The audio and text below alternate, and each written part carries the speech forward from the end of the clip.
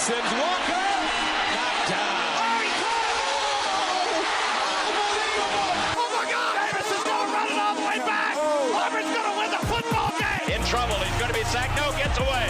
He runs, gets away again, goes to the 40, gets away again. Jackson takes it himself. Look at him turn back and forth. Oh! He broke his ankles. I have never seen this before in my life. Still looking, firing, near corner. It's caught. Denver, unbelievable. And welcome to the fourth down fiasco. Hello and welcome to another episode of the Fourth Down Fiasco, your go-to podcast for all things football, brought to you by BetStamp. BetStamp is the sports bookie of all sports bookies because they have everything in one place just for you. I'm talking BetMGM, Bet365, Caesar, FanDuel, all the big name sports bookies all in one place just for you. You can check them out at signupexpert.com/fiasco. Today is a solo pod. I know, terrible timing to have a solo pod, given that we just got to enjoy the European League of Football Championship game weekend. Reason why it's a solo pod, of course, you know, Tanner does stuff in this world that's way more important than talking about football. He couldn't join us. He is doing like 3 days in a row of 8 a.m. to midnight shifts because he's a social worker. God bless that man. And no Danny Weber because he was in Stuttgart at the championship game weekend, and I am incredibly jealous of that. But let's go ahead and let's dive into the game, shall we? So the Stuttgart Surge took on the Vienna Vikings. Technically, this was a home game for Vienna, even though the game was held in Stuttgart. Vienna, being the higher seed, got the home field advantage, so to speak. But it was a Stuttgart game for sure because it was in, well, Stuttgart. And man, was this a game?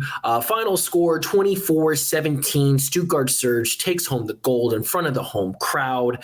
And this game was exciting from beginning to end. Vienna jumps out in front very quickly. It's 10-0 towards the end of the first quarter. I'm thinking to myself, oh no, we're going to have a situation like the last championship game where Vienna got blown out by Rhine. I was thinking that maybe Vienna was going to do the same to Stuttgart. Maybe the lights were too bright. And I don't know what was said after that second drive where Vienna scored and it was 10-0, but boy, did they turn it on. Boy, did they turn it on. Specifically, the defense is who I'm talking about here. The Stuttgart Surge defensive line was doing Stuttgart Surge defensive line things, and it ended up with, I believe it was another 8-sack performance from them. Let me double check that real quick. 1, 4, 5, 6, 7, 8, and then 9 because they were one short on Lockmans. So my bad, excuse me, 9 sacks over the course of this game. And it was one of those things of, you know, when Stuttgart held Vienna to the field goal on that second drive, there was definitely some showing in that defense where I was thinking, okay, the defense is going to be fine. Like I didn't think that Vienna was just going to pour on 40, 50 points on Stuttgart. Now, the thing that I was worried about was, is Stuttgart going to be able to get points against this Vikings defense? Because the Vikings defense is also very good. And it was definitely a back and forth affair. Riley Hennessy throws 3 interceptions, right? One that was in the end zone, one that was just a really bad ball, and then one that the first one that he threw actually was just a little too high for Luis Geyer. I am a proponent of if you get 2 hands on the ball, you should catch it. He did barely, but he did, and it got tipped and it was picked off. That was the first one.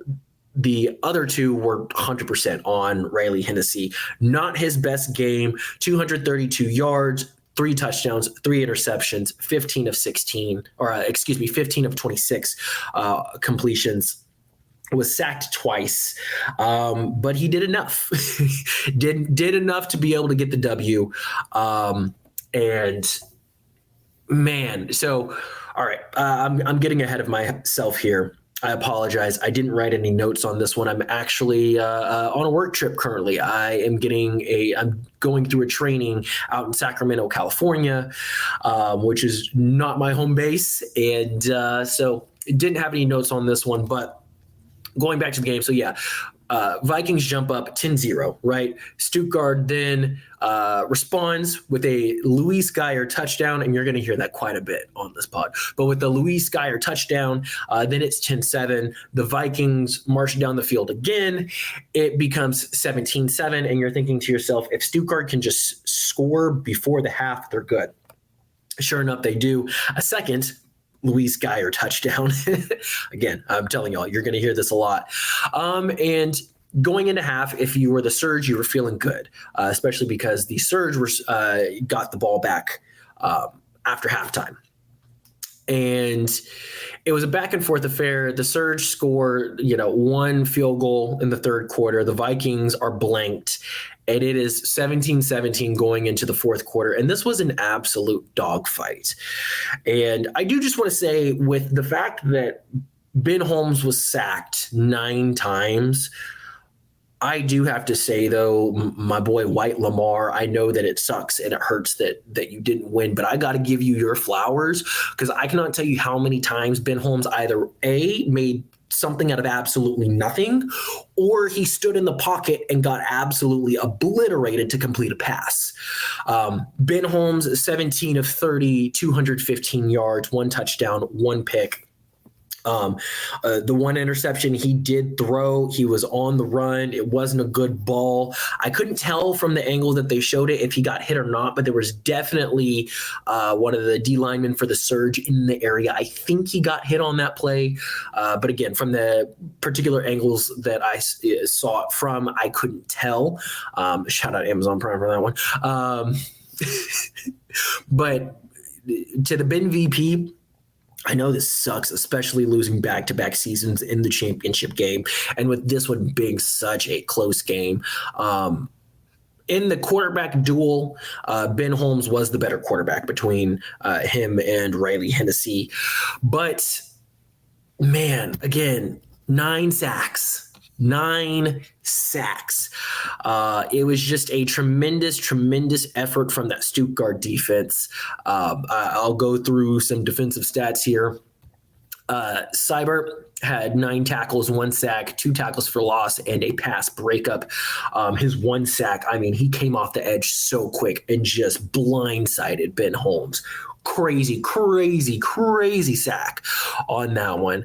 No Block had 7 tackles. Lockman, 6 tackles, 4 sacks. The stat sheet only says 3, but he very kindly corrected me and let me know that he had 4.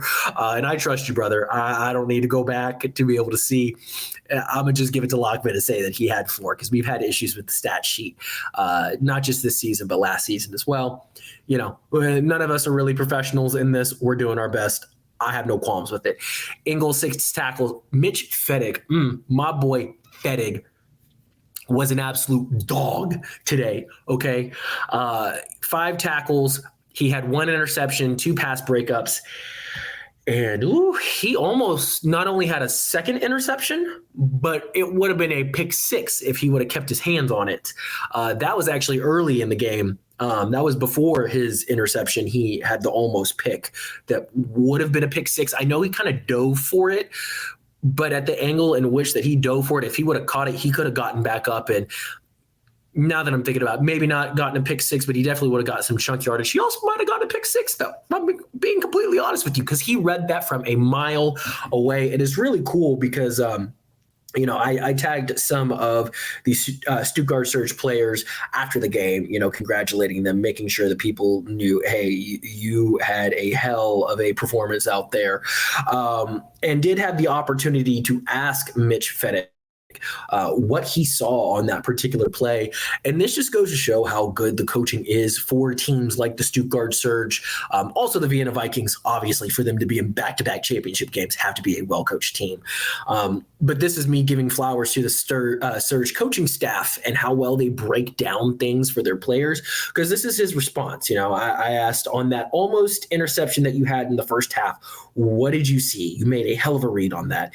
He said, motion to Trey from Pro doubles wide, split by Horn. It's 2nd and 6+. They love the tunnel screen, so I took my shot and I jumped it. And just the breakdown of that play, I, as someone who, those of y'all who may or may not listen to this show frequently know that in high school, I did a lot of sports journalism. I did a lot of coverage for Texas high school football. I covered the likes of Jalen Guyton, Kyler Murray, Bobby Evans, Greg Little, guys like that who, NFL talents, right? And, you would meet players like Kyler Murray is the type of guy who would break down a play like that and would be able to tell you everything. But I won't say who from that particular team, but there were some guys who they were just freak athletes, and that's all it was. And they were just like, yeah, I saw this receiver went in motion and I ran. And the fact that Mitch Fettig broke down that play the way that he did, and knowing that in that, 2nd and 6 or 2nd and 7 situation, that's the type of play that they like to run, that tells me that guy does his homework. And I like that. And I really like that. So, yeah, Mitch Fettig had himself a hell of a game as well. Let's see who else from the defense. I mean, let's just go through everyone who had sacks real quick, shall we? Cyber, had a sack. Lockman had 4. Again, just ridiculous. That dude could not be stopped. Balumba had a sack. Zisler had a sack. Kress had a sack. Bush had a sack. I think that's everyone on this team, right? Yeah, that's all the sacks. But I mean, 6 players had sacks again this week, just like last week. Nuts. If Stuttgart does anything in the offseason, they need to retain every last person on that defensive line, because I mean, we all saw that defense wins championships. The Stuttgart defensive line is the most unstoppable force I think that we have seen in the ELF in my short time covering things. Because, we're talking about 9 sacks this game, 8 sacks the game before, and 7 sacks the game before that. We're talking about 24 sacks in 3 playoff games. Did I? Oh, no, I screwed that up. Oh, my gosh. No, that is 24 sacks in 3 games. Sorry, it's late, y'all. I apologize. My brain's not working. I've been up since 4 this morning. But yeah, 24 sacks in 3 playoff games. And that's not to mention the fact that during the course of the regular season, they had 48 sacks in 12 games. They were averaging 4 sacks a game. That is ridiculous, mind-boggling. And in basketball, we call it a playoff riser. All their defensive linemen are playoff risers. So, yeah, Stuttgart for next year, I know that we're not sure if the ELF is going to be around or if it's going to be the EFA. We're still in such the early stages of that and can really only speculate. But wherever and whoever y'all play for next year, you need to make sure you bring that defensive line back, because every dude on that defensive line is a dog and a playoff riser at that. You can be a dog and not be a playoff riser. We've seen that in the likes of like Micah Parsons in the NFL. Yeah, I had to take a shot because I'm still upset about it. But, he's a guy who in his 4 playoff games, he has 1 sack. Having a playoff riser makes it a whole different ball game. Okay. Knowing that, hey, this guy performs well in the regular season, but when it comes to playoff time, he turns it up a notch. You need that. You always need that. So, yeah, I can't sing the praises enough of the defensive line just throughout the playoffs in general. Absolutely insane performance from them. And then also on this Stuttgart team, we have to shout out the MVP of the championship game, Luis Geyer, 9 receptions, 132 yards, 14.67 average, 3 touchdowns. All 3 touchdowns that Stuttgart scored came from the hometown kid, Luis Geyer. And I just think that's so cool that he even got, not only had such a performance like he did in front of his hometown crowd and his family, most likely. I don't know if his family was there, but I'm going to assume because he grew up. I saw it not too long ago. It was like 20 minutes north, 30 minutes north of Stuttgart. What is that? Ludwigsburg? Yeah, very short drive from Ludwigsburg to Stuttgart.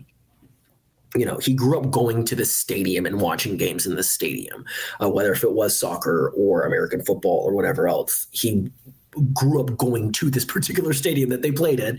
And to have not only that type of a performance, but to be the championship game MVP, that's special. That's storybook stuff that you that's what scripts are made of. You know, that's what Hollywood movies portray, right? Is the hometown kid getting to play in front of mom and dad and the rest of the family and bawling out. And that dude bawled out. His second touchdown was one of the nastiest post routes I've ever seen, because and I don't know who was defending him across the way, but whoever the defender was, he broke his ankles like a basketball crossover, broke his ankles, and that man just collapsed. And it was like that all game. Luis Geyer was out there just committing murder, just leaving bodies in the dirt, bro. Oh man. What a performance. What a performance. And, you know, he's really the one who he kind of put the team on his back as far as receiving. Kai Hunter did have the one really good screen that went for 63 yards. But aside from that, you know, Lingauer had one reception, 13 yards. Mike Harley Jr. only had one reception, 11 yards. And I do believe Lingauer is the one who got hurt, so I understand why he didn't catch anything else. And then Jordan Bois, 2 receptions, 5 yards, and Weigstrack. I apologize if I'm butchering your name there, brother. 1 reception, 8 yards as well. It was the Luis Geyer show from beginning to end. And boy, was it fun to watch. I do also want to take a moment, since we're talking about wide receivers, I do need to give some flowers out to one Reese Horn, who, while Vienna fell short, Reese Horn was not the reason for that. 7 receptions, 116 yards, and a touchdown. I mean, that guy balled out too, man. It just felt like he was just always open entire game. And Pajarinen had himself a pretty good game too. The stat sheet won't show it because there were a couple of tackles for losses, just some plays where the defense just read it right off the rip, and there was nowhere for him to go. 18 attempts, 71 yards, almost a 4-yard average and a touchdown. But I saw some plays where Pajarinen, man, was just dragging folks. Specifically his touchdown run actually just dragged people into the end zone with him. And he's not a big dude, but he had heart. And so, yeah, I definitely want to give him some flowers as well for this game. But yeah, it was a battle of defenses. I mean, you know, Stuttgart only being held to 24 points is pretty impressive. And, you know, when you go through the stat sheet, you know, Spankard, 10 tackles and a sack. Lalo had 10 tackles. Nuka had 10 tackles. Sudi, 4 tackles, 1 sack. Amani Dennis had a pick and a pass breakup. Buckram had a pick, 2 pass breakups. Where did that third pick come from? Huzar had 7 tackles, pick, and a pass breakup as well. So, I mean, you can't really ask much more from your defense. Very well played game on both sides of the ball. And, you know, we'll get into it later, but I really don't see how anybody could get Mr. Fiasco. You know, that's a hard award to give out whenever 2 teams ball out like this. And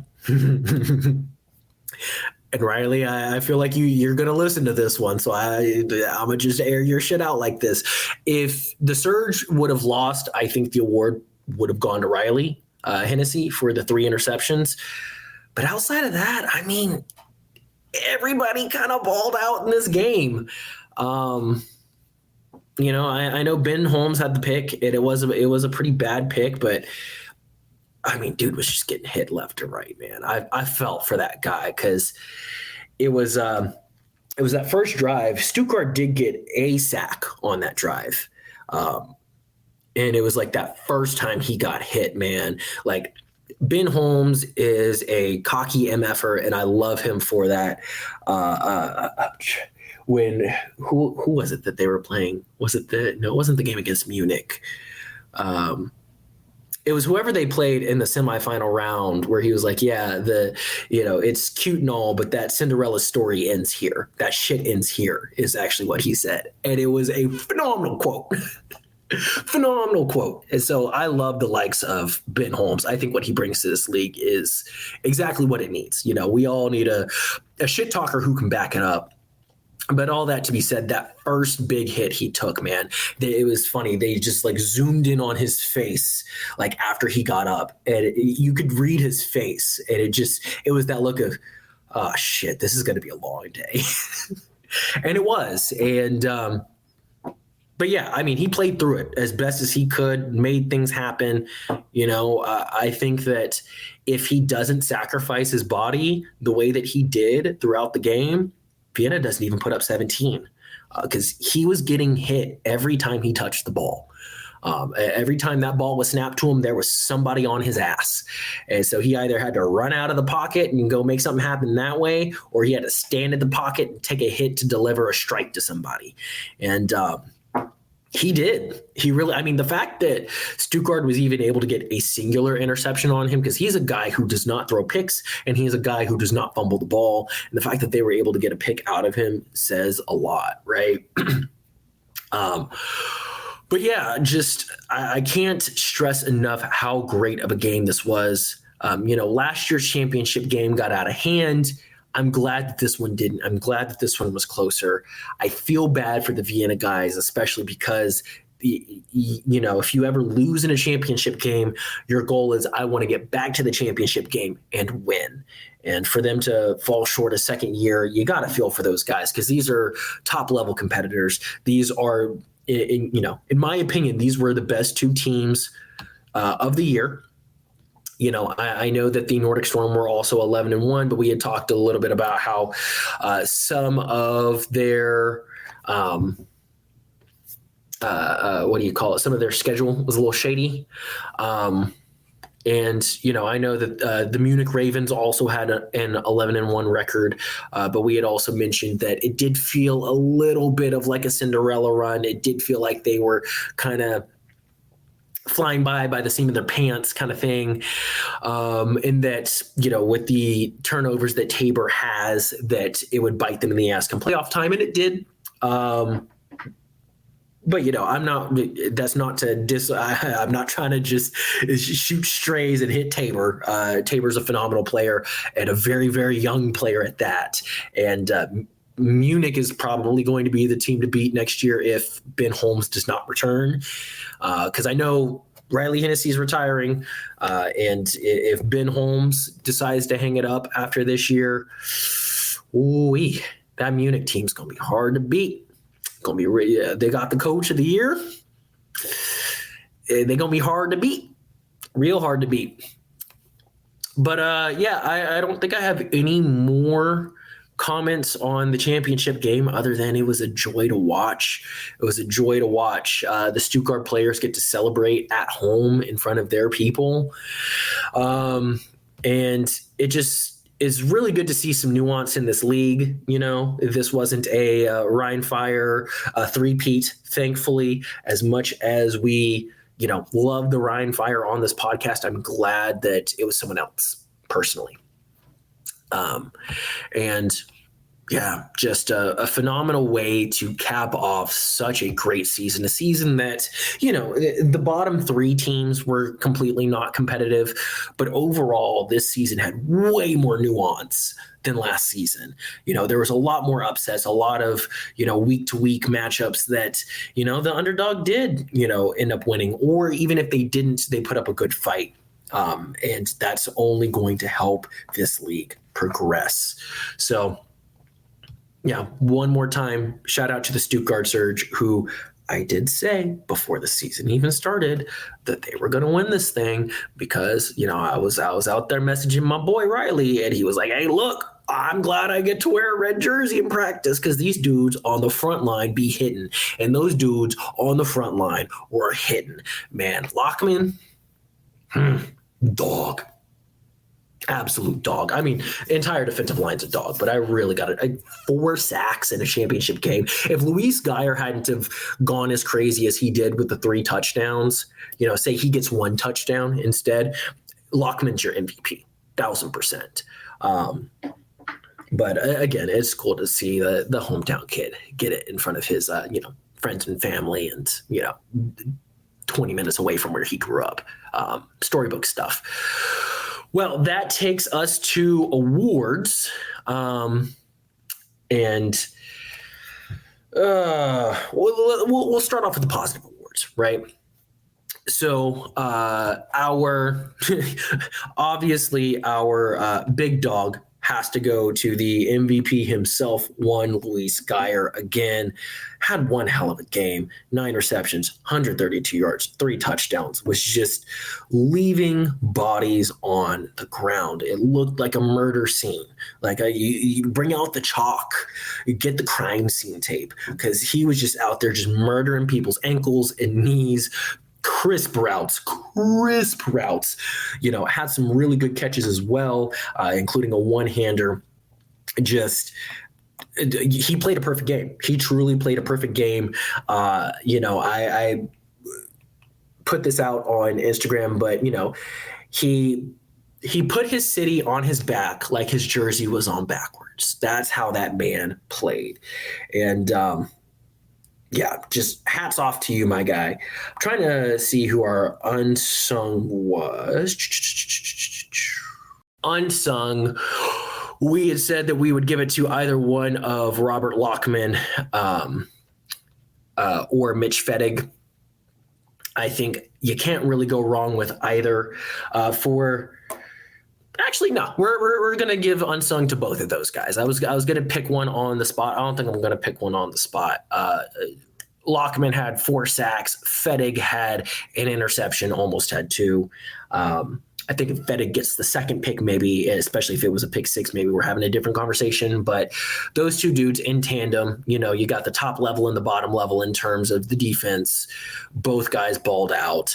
And Fettig was also playing some shutdown defense on both Torrey and Mayer. Torrey ended the game 6 receptions, 38 yards. Mayer had 1 reception for 16 yards. I mean, unless your name was Reese Horn, you wasn't catching nothing, and he wasn't lined up against Reese Horn for most of the game. Mitch Fettig, I would say, gets unsung along with Lockman. Both of y'all played phenomenal. And so with that, it's time to talk about Mr. Fiasco. And this sucks because in a game like this, you really don't want to give Mr. Fiasco to anybody, because especially on the Vienna Vikings, and I don't really think that there's anybody who's deserving of it. I do know at the end of the game, yes, there was the beer bomber should have gotten out of bounds. Instead, he ducks his head down and tries to get an extra 2-3 yards. It virtually ends the game then and there. I'm going to be honest, I don't think Vienna was going to score on that drive. I don't think that there was enough time, and that defensive line was just doing too much damage. I'm not going to say Beer Bomber lost them that game.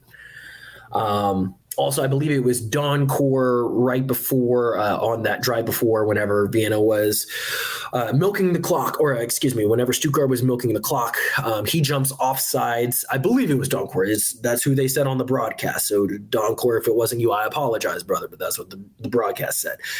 Jumps off sides, and I believe it's 4th and 4. Yeah, jumps off sides, 5-yard penalty, first down. And Stuttgart is able to milk additional time off of that clock. Vienna's out of timeouts because of that. And that one really hurt. I would say that one hurt them more than the Beer Bomber one did, because if they would have had the ball with 2.5 minutes like they were supposed to, or 2-ish minutes like they were supposed to, I can trust Ben Holmes in that amount of time to tie a game. But even still, I struggle giving it to him for that. being aggressive. It wasn't his best game. He did have 5 tackles, but it wasn't his best game. I'm still not going to give him Mr. Fiasco for that. Instead, what we agreed on as a collective, and not just Fourth Down Fiasco, but many of us insiders here at the European League of Football, we agreed that the now former CEO of the ELF gets the Mr. Fiasco Award, because, at the end of the day, this is a great product that's on the field, right? Whoops, give me just a second. I'm trying to find his actual name here. So the new CEO of the ELF, Ingo Schiller, we're not talking about you, brother. We're talking about, and I'm going to butcher this here, Zelko Karajica. Listen, brother, you have built a wonderful product out here in Europe. The games are entertaining. I've convinced a couple of friends to watch some games, and they've had a great time. But the fact that you're not paying your players, paying your coaches, paying your teams, giving your teams the money that they have so rightfully earned in this league does not bode well for success. They are the product, they are the talent, they are the face, and you cannot piss that off. The NBA pays their players, the WNBA pays their players, the NFL pays their players, the UFL pays their players, the CFL pays their players, coaches, team, staff, all those people, right? You can't do that and be a successful league. NHL, MLB, all the semi-pro leagues for both of those. Like any professional sports league where money is being made, people get paid. How much that looks like, what that looks like varies here and there. Sure, there might be some like super like low tier semi-pro leagues maybe where maybe the players are volunteering to play, but at the end of the day, somebody still got to get paid somewhere if you're making money. If you are putting butts in seats and making money off concessions and tickets and merchandise and everything else, which this league is. And I know that they haven't quite broken even yet, so to speak, but you made the investment, brother. You are the captain. You're supposed to go down with the ship. You can't just be kicking people overboard and whatnot. And the fact that there may not be an ELF next year, that's on you. That's on you. Because I watched this championship game this past weekend. I woke up, I was awake by 6:30 in the morning on a Saturday. I get, normally on Sundays I wake up early to go to church. Sundays are my one, or Saturdays are my one day to sleep in. And I woke up early to watch a championship game for, two teams that I have, I've never visited either city. And I had a great time. And it was a phenomenal game. And this season has been a phenomenal season. And this is the most parity that we've had in a season. And this is the best that the players have looked. We have gotten more players than ever that were former NFL talents, more players than ever from the likes of the UFL and the CFL who wanted to go try their talents across the pond. This is the best season that the ELF has ever had. And the fact that you are screwing around with it, and the fact that there may not be an ELF next year, that is on you, my dude. That is on you. So, yeah, sucks. You get to be Mr. Fiasco this week because the way that you have handled this league has been a fiasco. It has been a pure, straight up fiasco. So that is the Mr. Fiasco Award. I also have some honorable mentions. I'm not going to say them by name. Actually, I do want to finish up on my ELF rant, though. I'm really hoping that the EFA gets it together and figures it out. Not saying that they don't have it together, but because they're in the early stages of things. But I hope that if there is no ELF, that there's an EFA.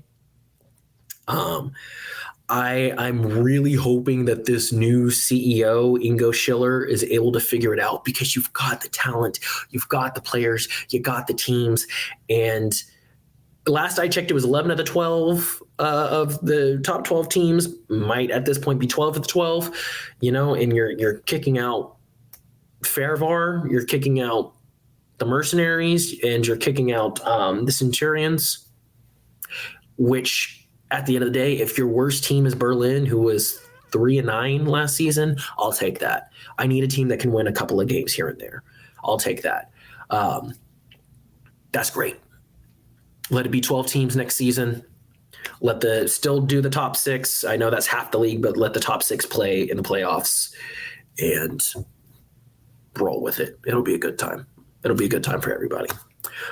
So yeah, to the ownership of the teams that are part of the EFA, we're begging you, figure it out with Schiller. Schiller, if you're listening, which you're probably not, let's be real here. But if you're listening, figure it out, because there is something so beautiful here. This is some of the best football, because it means something to these guys. You know, the amount of guys that after the championship game were in tears, you know. I saw more tears from this championship game than I have in a Super Bowl. You know, I'm not saying that guys don't cry for Super Bowl victories, because they do. But in terms of, like, I saw so many grown men teary-eyed because they had won the ELF championship, which is not the Super Bowl. But to them, it means something. And that's what's important. To them, to the players, to the fans, to the team, all the personnel, to us journalists, it means something. This league means something. So don't fuck it up. That is my last soapbox rant, I promise. But yeah, sorry to end on such a sour note, everybody. Again, we've had so much fun here at Fourth Down Fiasco covering the European League of Football. I really hope that the ELF figures a way to survive for next season, for year 6, because it's only going to get better. And it is a great product, not just a good product. It is a great product. There's, you know, things from like stats and camera angles and sometimes audio equipment that always isn't the best. It's not a perfect product, but it is a damn good product. And it's so much fun. And it's just next level passion for the game. And this season, we saw more upsets. We saw more shit talking. We saw more passion out on the field just in general.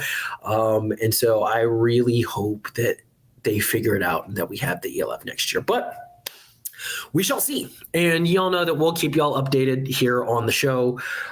We've got some coaching news, but I'm not sure if I'm allowed to break that or not. Maybe Danny broke it, actually, because I kicked it to him and he's in a completely different time zone and pre-recorded his stuff. So maybe he did.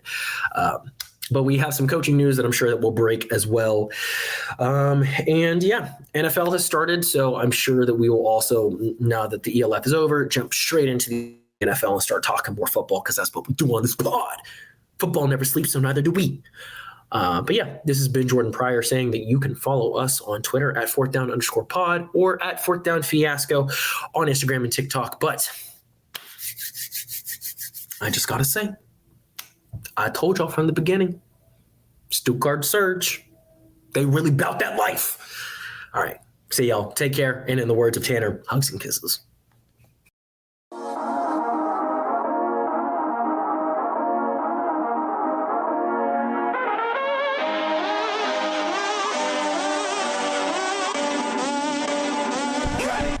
Well, I like school, and I like football, and I'm gonna keep doing them both because they make me feel good.